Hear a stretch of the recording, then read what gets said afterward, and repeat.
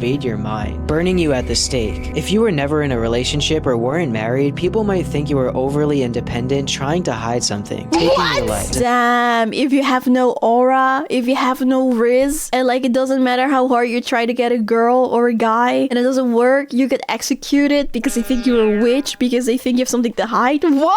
Hi YouTube, welcome back in hell. My name is Cypress, and if you didn't know yet, I stream live on Twitch. So if you would like to see me play games, or you would like to yap with me and my community, please go to twitch.tv/vtuber and maybe I'm live right now. Today, we'll be reacting to shorts by the Hoodie guy. And he basically tells us random facts in his shorts. Why the Titanic was horrifying. The Titanic was a lot more horrifying than you thought, and was far worse than what you learned. But why? First off, you'd be sleeping when it hit the iceberg, waking up to a loud bang and shake in the middle of the night. And at first— Wait, I actually know what that feels like. I mean, not the shaking one, but the loud bang. I don't know if you guys have heard of explosive head syndrome. Exploding head syndrome is a benign parasomnia where a person perceives a sudden loud and painless noise, such as an explosion, gunshot, or flash of light while falling asleep or waking up. Despite its alarming name, it is not harmful, though it can cause intense fear, anxiety, and distress. So, I've experienced that one time in my life. It hasn't happened yet after that, but it was freaking terrifying. While I was sleeping, I heard such a loud explosion sound, and I literally woke up sweating, my heart rate going through the roof, and I thought World War III had started, man. It was really scary. So yeah, I kind of do know how that feels.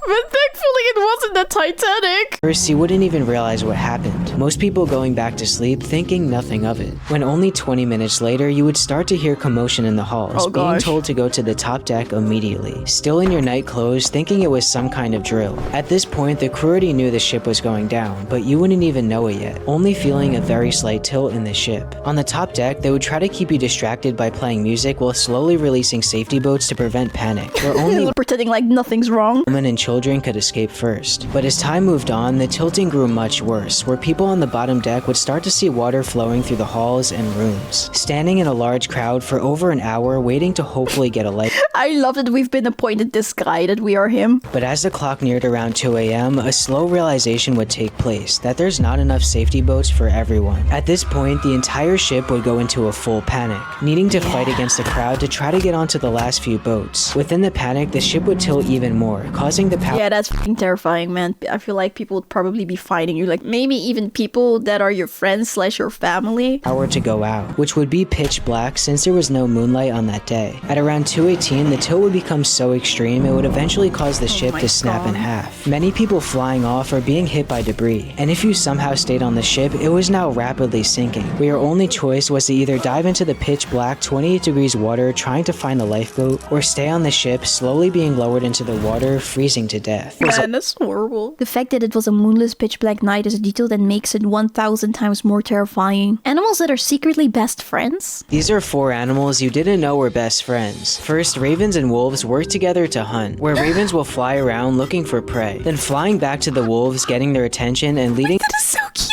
them to the animal they saw, waiting for the kill and sharing the meal. Next, hermit crabs and anemone basically team up together to survive. Since an enemy can't move fast, the crab will pick it up and equip it on its shell. Well, what does he do? Like get food for him? The anemone helps defend the crab with its stinging even better tentacles, while the crab gives it's like a shield. It much faster transportation and also shares scraps of its food every time it eats. Next, coyotes and badgers hunt together. Since coyotes are better at covering ground and badgers are better underground, the coyote will chase the prey on land, and if it goes under, the badger will take over, leaving the prey with no options or ways to escape. I mean, poor prey, but really smart of them. Sharing their meal. Finally, humans and wild dolphins in Brazil work together to catch fish. The dolphins will find a school of fish and herd them towards the fishermen. When the fish are close, the dolphin will slap the water with its tail, signaling the fishermen to cast the net, causing the fish to scatter and get disorientated, so it's easier for the dolphins to catch, rewarding both of them. Really nice. They're teaming, bro!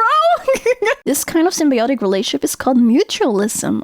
Oh, new word learned. Animals with depressing lives? These are 4 animals with the most depressing lives. First is a cicada. You hatch from an egg, fall into the dirt, and dig straight down. With no wings or eyes, you wait underground for 13 to 17 years doing nothing but— Years! Didn't you say years! Eating and growing. And after all of this waiting, they dig to the surface, live for about 3 weeks, and die. Next is the immortal What was the point of that? jellyfish. You aimlessly float around the ocean, and when you get sick, injured, or old, you don't die. Instead, you sink to the bottom of the ocean, turn into a blob, and reset back into a baby, stuck in an infinite loop of doing nothing, where it only ends if you get mangled alive by a fish or a crab. But even worse is a male redback spider. Oh, no, that is really sad, man. Who designed that? Those poor animals. The only purpose in life is to sacrifice yourself, as female redbacks are 8 times bigger than the males, and during mating, they only breed for a few seconds, then diving into the female's mouth and getting brutally eaten alive to help fertilize her eggs. Nice. Then lastly, the Greenland shark. You're born in total darkness and freezing cold Arctic water and can only swim slower than humans walk, where your daily routine is swimming alone in the dark, eating remains of dead animals, and eventually going blind from parasites in your eyes. Doing this again and again for a lifespan of over 400 years. These are You know what? Maybe my life doesn't suck. You know what? Maybe we humans have it good. 13 to 17 years just to spend less than 1% of it actually free is crazy. Thank God we were given better life and we are still begging for better ones. That's what I'm saying. Like, maybe it's not that bad to be a human. Could have been worse. It could have been worse. What if humans disappeared? I mean, honestly, Earth as a planet would be better. What would happen if all humans disappeared from Earth? In the first 24 hours, lights all around the world would start to shut down as power grids fail, leaving everything in darkness. Then a few days in, subways would become flooded, and packs of wild animals along with plants will slowly take over cities. Then a few weeks in, all indoor pets and farm animals would begin to die without food or escape in the wild. About a month in, power plant water cooling would evaporate, causing meltdowns and disasters all around the world. Multiple months in, houses would start to rot due to weather, insects, and leaks. Then a year or two in, satellites would slowly start raining from the sky without proper maintenance. Over the next 25 to 50 years, nature would begin to reclaim everything, including cities. Animal populations would also increase, rebalancing many species. The air would also be much cleaner and easier to see with less pollution. Oh, see, that's what I said. Earth would be much better. Then over 200 years later, most buildings, bridges, and towers would start to deteriorate and disappear. Over 15,000 years later, the only evidence we existed would be made out of stone and small traces of metallic dust or pieces. A few million years later, even places like the pyramids and Mount Rushmore will be eroded completely. Then over 50 million years later, Earth will be completely back to normal with zero proof we ever existed. Wait, but it actually is like a really long time. It will take 50 million years before Earth is resetted and you don't even know anymore that there was life before. I mean, that there were humans before. That's a long ass time. Respect to this man for surviving 50 million years. Earth, if only, but for real.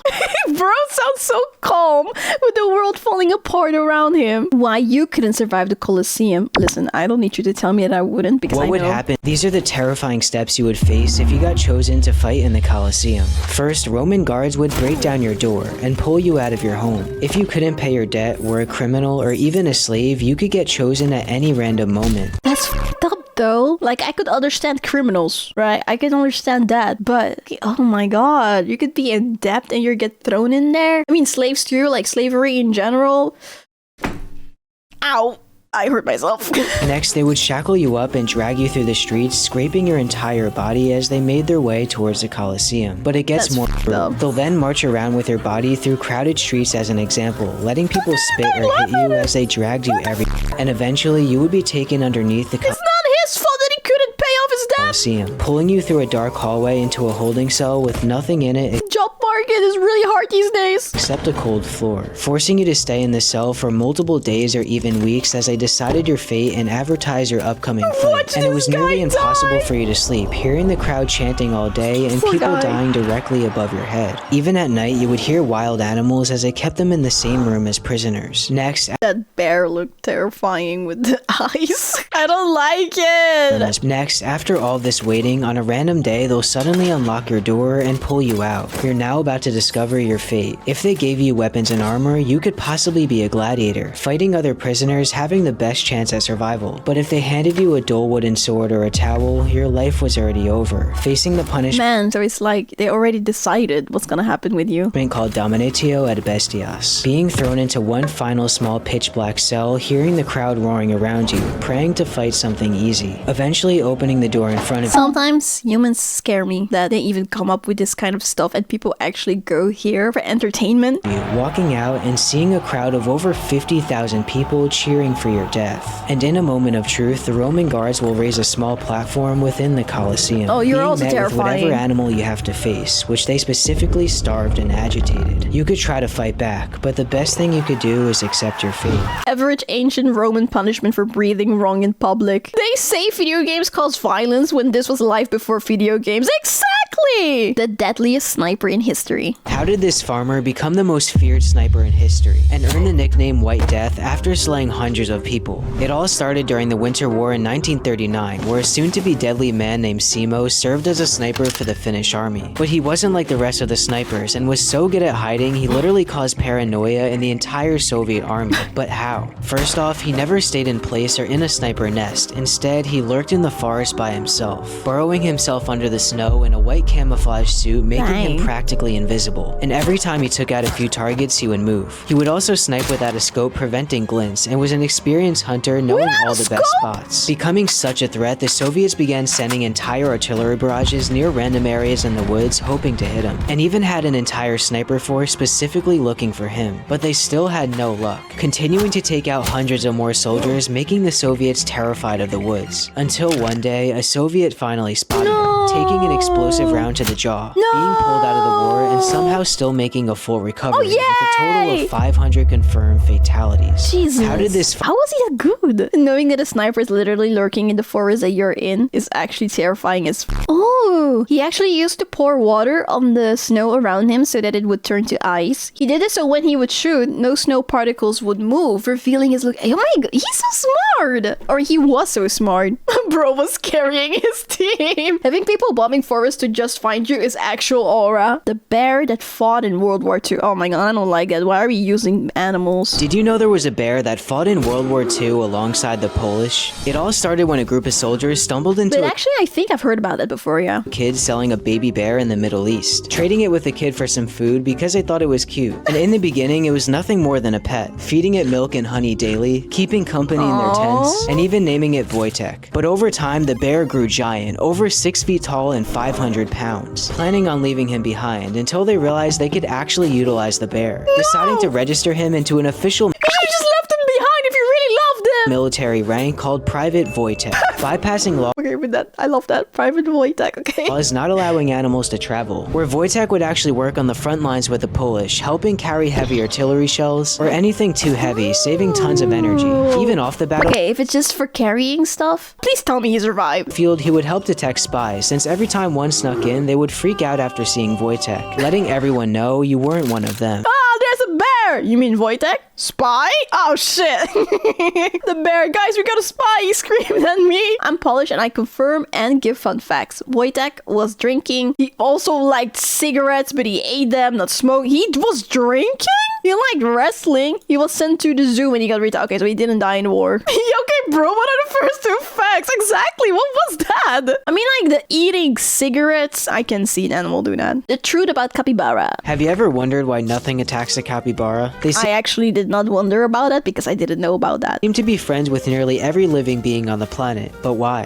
First off, capybaras are naturally calm and very social creatures. They don't care if you go near it or bother them. They're also herbivores, so there's no need to attack other animals and are basically friends with everything. Known to hang out around caimans without getting attacked and also riding on top of them. Really? Or even extremely vicious But animals. why do they not... Wait, I get it becomes friends with other animals because he doesn't attack them, but what about the predators? Like jaguars and pumas are seen chilling with them as well. But why? Still, why don't these deadly animals attack it? Well, in reality, you've been lied to. Because most of these clips you've seen of them chilling around these predators is simply because they're already full. Or just too lazy to hunt them at that moment. Meaning capybaras aren't always seen as friends. Okay, I mean, I never wondered about that, but you got me there because I believed you. I really thought that he didn't attack them, but this makes more sense. Capybaras got the survival instincts of a burger. How we domesticated dogs. Have you ever wondered how we domesticated dogs? I have, and I've actually looked it up. But with my medium dementia, I already forgot again, so please remind me why. And turn them into a man's best friend. It all started about 30,000 years ago, where humans and wolves were pretty much enemies. Wolves would always try to sneak up on humans and try to scavenge leftover bones and food. And humans would typically kill or chase them away since they were aggressive. But sometimes there were wolves that weren't aggressive and simply stood near camps without bothering them. Noticing this, humans would only give the calm ones more food. And since they actually helped scare away predators and even warn us when something was near, we didn't mind them. Where these calm wolves began shadowing around humans all the time, and also helped us hunt, sharing the catch. Now I remember. And over time, we got so used to these wolves, we even began letting them live with us, only breeding and helping the ones with calm genetics and fighting off the aggressive ones. And throughout multiple generations of breeding, humans pretty much reshaped wolves' DNA to be friendlier towards us. And thousands of years later, slowly became the dogs that we have today. You used to be a wolf! Now look at you! Man, who are you? Wolf, you may call me good boy. The T-Rex was worse than you thought. The T-Rex was a lot more horrifying than you initially. Not gonna lie, I never think of these prehistoric animals as something horrifying because we weren't there. If you know what I mean. Every time when I hear stuff about them, I'm like, oh, that's cool. I mean, because they're not here right now, but if they were, maybe I would think it was horrifying. And were way deadlier than what you learned. But why? First off, T-Rex had padded feet, meaning you wouldn't even hear them coming, only feeling the vibration of the ground and sounds of branches snapping around you until it was too late. But it gets more terrifying. They had better eyesight than eagles and could easily see you from over 3 miles away. And since they had binocular vision, they wouldn't see you from the side, but stare directly at you. Even if you tried running away, their Why does it look like a horror character? Even if you tried running away, their sense of smell was so strong they could track you down for miles, constantly following you. Wow, so he has good eyesight and he has good nose. Sometimes even hunting in groups to catch you. But worst of all, they had one of the strongest bite forces on the planet, meaning when they caught you, they wouldn't just eat you. Instead, they pinned you down with their legs and ripped you apart piece by piece. Imagine having a picnic and then you see a T-Rex staring at the center of your soul. I mean, like, if I was living in a world with T-Rexes, I would not be picnicking. No wonder why they had to get nerfed down into chickens. 9 crazy reasons you could be accused as a witch in the 1600s. If you were way too attractive, getting lots of attention, they thought your looks might be used to manipulate people into witchcraft, killing you for it. That's crazy. If you were writing on a piece of paper and it's a sin to be pretty, huh? someone noticed you were left-handed, it was believed left-handed people had the devil's hand. That was a thing, yeah. Ending your life. After an argument with someone, if you mumbled under your breath while walking away, people thought you were cursing them with a spell, executing you. If you were too good at cooking and baking, making better tasting food than your neighbors, they thought you used bewitched ingredients to make your food too enjoyable. From what I'm seeing is literally people are just jealous of you. So like, what's the easiest way to get rid of you? I will call you a witch. Oh my god, this girl is prettier than me. She's a witch. Oh my god, my husband was staring at that girl for 2 seconds. She's a witch. Oh my god, she's cooking better than me. She's a witch. Torturing you to death. If you had a large birthmark, freckles, or moles, you'd be labeled as having the witch's mark, drowning you alive. If someone saw you in their dream, it was believed the person they saw is a witch using spiritual powers. How does that work? Because, wait, wouldn't eventually the whole village be executed then? Because literally the only thing dreams are like organizing like your day, right? You could like have dreams of someone that you just passed by because, you know, you saw that person and your memory knows that. So eventually, shouldn't everyone be dead? That's crazy. To invade your mind, burning you at the stake. If you were never in a relationship or weren't married, people might think you were overly independent, trying to hide something, taking your life. If you loved animals, damn, if you have no aura, if you have no riz, and like it doesn't matter how hard you try to get a girl or a guy, and it doesn't work, you get executed because they think you're a witch, because they think you have something to hide. What?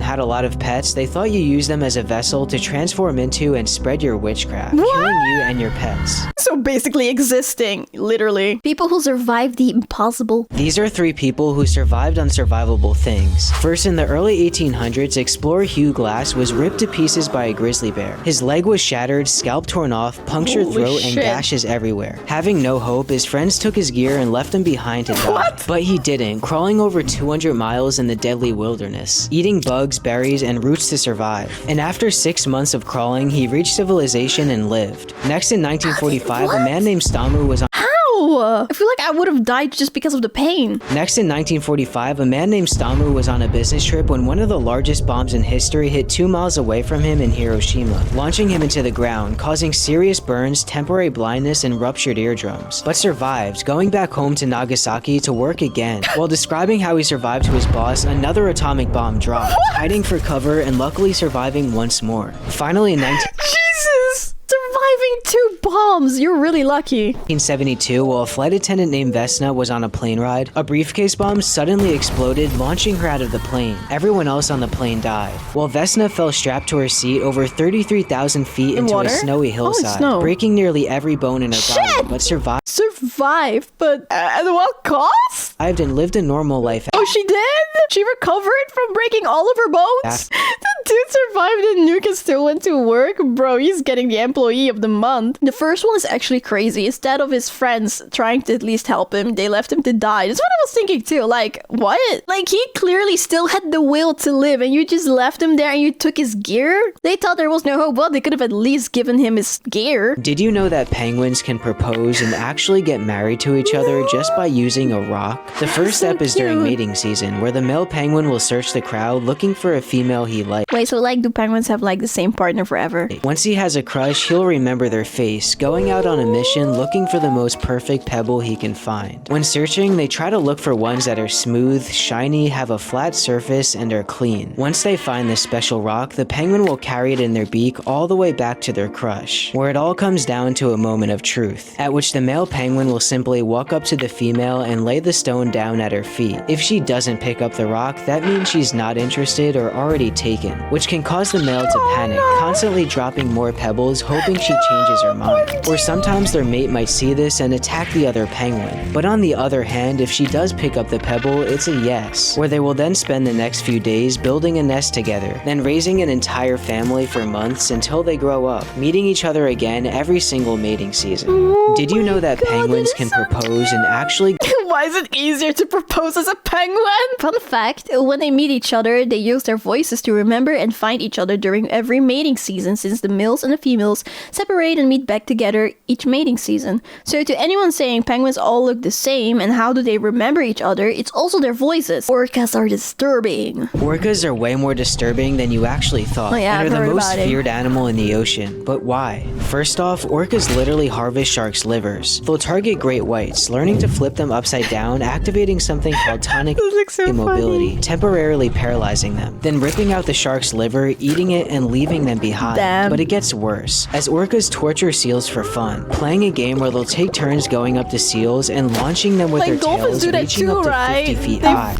Bully us. Constantly throwing the seal over and over until it finally dies and eating it. More horrible, when penguins are resting on icebergs, the orcas will group up and swim together to create giant waves, knocking them off the ice, letting it crawl back up and knocking it down over and over, continuing to practice this hunting tactic until they've had enough training and eating it. But the most brutal thing they do is chase down and harass mother whales with their children. Since the mother is a threat, they use a tactic to tire them out instead, following the whales for hours until they get extremely exhausted. When the mother can't defend anymore, they'll take her baby and eat it alive in front of her. You know, I used to have a game for my Nintendo DS. It was a game about an orca. I really loved orcas after that. It's ruined now. Now I hate them. Leave the poor babies alone. The real definition of cruelty is when they eat the baby in front of their mother. That's some insane cruelty. I guess that's why they're also called killer whales, huh? The Pompeii eruption was way more horrifying than you thought, and was far worse than what you learned. But why? First off, you would have zero warning signs. At the time, the city of Pompeii had no idea they were living next to one of the deadliest volcanoes in the world, thinking it was just a mountain.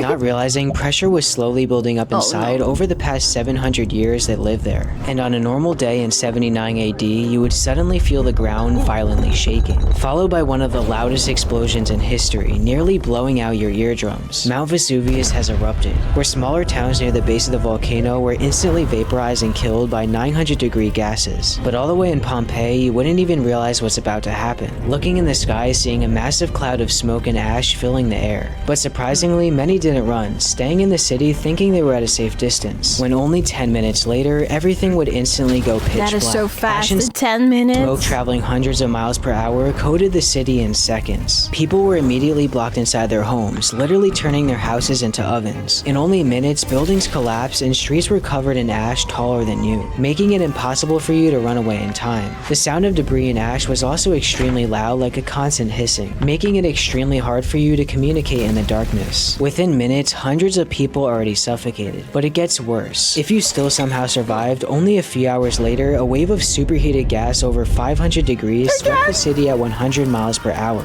Even if you were safe inside your home, you would instantly start choking on the air and suffocate from burning hot gas in your lungs. Where in a matter of one day, the entire city of Pompeii and all areas in the region were gone, taking the lives of over 16,000 people. And I don't know how I feel now. I mean, I already knew about Pompeii, but like hearing and seeing it like this now, I don't know, man. How does bro look so chill while explaining this exactly? I'm like listening to this and I don't even know how to explain like the emotion that I'm feeling right now. The rarest thing in the universe. I don't think you understand how rare your existence actually is, because you being alive right now is pretty much That's me.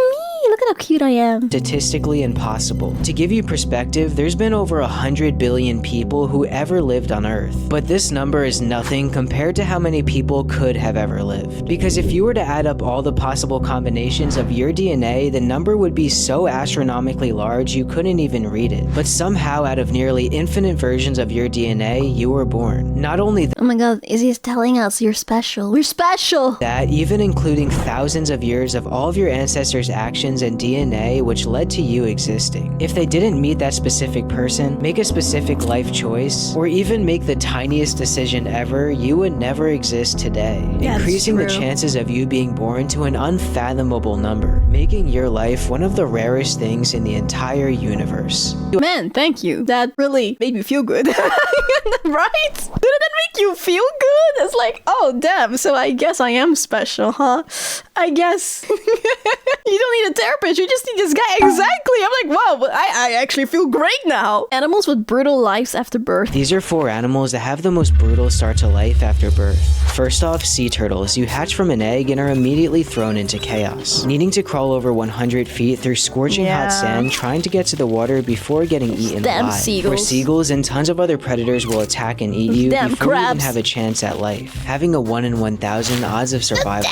Even more brutal, the praying mantis. As soon as you're born, you crawl out of an egg case surrounded by hundreds of other baby mantis, entering a hardening stage, frozen in place, unable to move, alongside hundreds of your starving siblings. When suddenly, after an hour of waiting, all of your bodies will be ready at once, putting you in the middle of a free-for-all war, eating each other alive and fighting for food, where only about 10 or 20 will survive. Worse, the Galapagos marine iguana. As soon as you hatch, you crawl from the ground and realize that you're born on a snake-infested island, where dozens of racer snakes will instantly begin to chase you at full speed just after surfacing, needing to immediately learn how to run and survive over 100 feet. Hey, at least after that, you know what to do for the rest of your life or something. I don't know, I'm trying to see something positive in here. Often getting bit and fighting off piles of snakes ambushing you out of nowhere, having a 1 in 20 chance of survival. But worst of all, the wildebeest. You're born directly in the middle of an active herd and are surrounded by predators, where you literally have to learn how to run and stand within only 5 to 10 minutes. And if you can't figure out how to Bro, what's even the point of this? What's even the point of being this animal? What's the point of this animal? Of these animals, I mean. your life is already over, where you'll usually get trampled and left behind with no protection, being eaten alive by predators. Yeah, it's good to be human.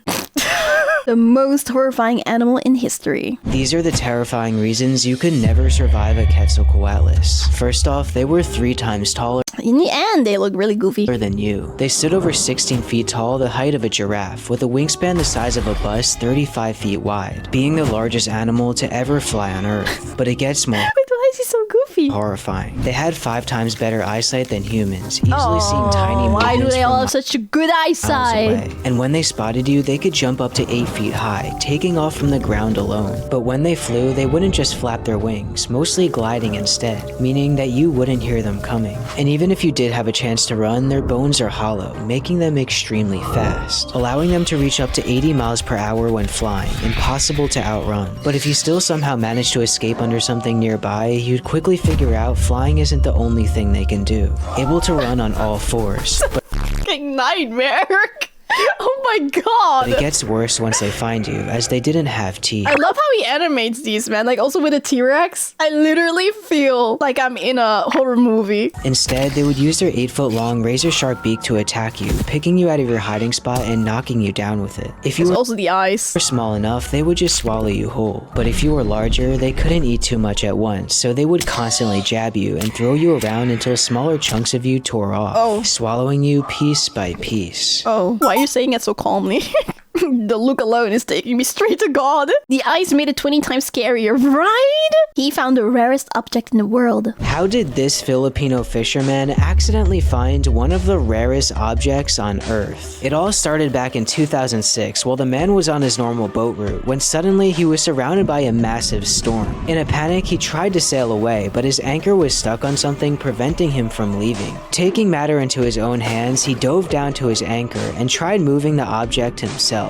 But the object he found was much different than he could ever imagine. It was a giant, shiny, weird-looking white rock. And at first, he thought nothing of it, carrying it back to his boat because he thought it looked cool. Sailing back home and stuffing the rock under his bed, completely unaware of what he just found. Fast forwarding an entire 10 whole years later, his house caught on fire, burning down half of his house, forcing him to move. But while he was taking out everything that survived, he rediscovered the giant white rock, finally deciding to bring it to a local tourist office, hoping they knew what it was. But when he walked inside and revealed it to them, it left everyone speechless. The object he found wasn't a rock, but one of the world's largest pearls ever discovered in human history, worth over $100 million.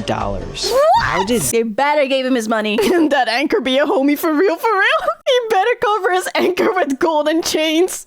Prove that men of all cultures will take home a cool looking rock or stick. Why you can't survive North Sentinel Island? Have you ever wondered why everyone is horrified of the North Sentinel Island? Is that the island that immediately starts to attack you? And is impossible for you to enter without being killed? Why is this? Well, on this remote island in the Bay of Bengal lives a dangerous indigenous tribe called the North Sentinelese, who've been isolated on this island for 60,000 years with almost zero contact with other humans. Their language is completely unknown, and their culture is still a mystery, where to this day, no one knows how or why they got there. But how are they dangerous? Well, they're known to be extremely violent towards outsiders, attacking anyone that I would too if I was on an island. If I was on an island like that and I don't know about other people, if I see people suddenly approach, I would be doing this goes too. near the island, doing things like shooting at boats and aircrafts passing by without any warning. One time shooting a rescue helicopter trying to help them after a tsunami, and even reportedly shot at a National Geographic film crew, hitting the director in the leg. But much worse, like, just leave them alone though. Like, what the many people died trying to visit them. In 2018, a religious missionary attempted to preach to them, but moments later, his body was seen being dragged. Why? How did he even come up with this idea? Oh my god. And in 2006, two fishermen docked on the islands, not realizing the danger, being ambushed, and were never seen again. And despite the technology and power we have today, we still cannot go near the island, because one simple visit from us could spread diseases their bodies Oh yeah, I've heard about that. We're too nasty. can't handle, wiping out hundreds of innocent people who live there. So it's best to just leave them alone. Yeah, just leave them alone. Blackbeard was far more disturbing than you were told. And I mean, I don't know anything about Blackbeard. The only Blackbeard that I know is from One Piece. was so feared that entire ships would surrender just after seeing him. But how is this possible? First reason, Blackbeard would psychologically torture you. Unlike normal pirates, Blackbeard was a master at fear tactics, known to randomly fire off cannons or even shoot his own crewmates. What the At 6'4", towering over his entire crew, wearing darker clothing and was extremely unpredictable. But that's not even why he was so scary. Because his main goal wasn't just to steal from your ship, but traumatize you as much as possible. He would follow your ship for multiple hours, standing completely motionless, staring at you as he caught up. On top of that, he would put fuses in his hat and beard to look like a demon chasing after you. Where most ships would immediately surrender after seeing this without having to fire a single shot. But it gets worse once he boards your ship. Instead of killing, he would rather give you extreme trauma, mocking you with weapons. Oh, I thought it was just gonna stay with that. He just... His instead of killing you, he just likes to slap you once in the face.